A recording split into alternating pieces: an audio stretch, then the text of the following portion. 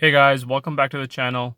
So today I ended up doing an oil change on 2012 TSX. It's a 4-cylinder. Didn't feel necessary to make a DIY video for that because it's very simple.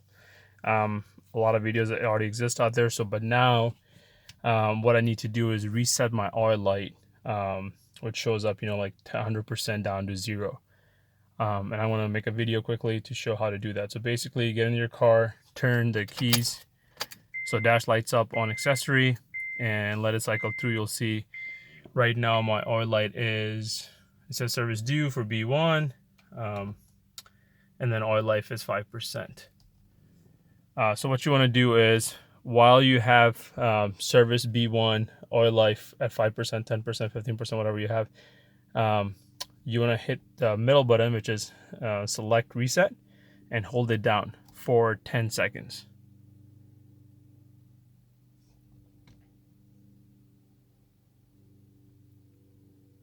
And give it about 10 seconds and it should pop up with the menu saying, do you want to reset the oil life? So now if you can see, let me try to focus a little better. It says oil life reset, and basically use the button, the top button, to navigate up. As you can see, it says switched over to reset. Sorry for a little bad lighting.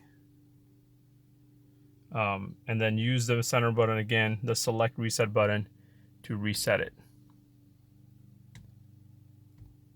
Okay, let's see if it has reset. Okay, cycle through. Oil life is at 100%. Thank you guys for watching. Take care.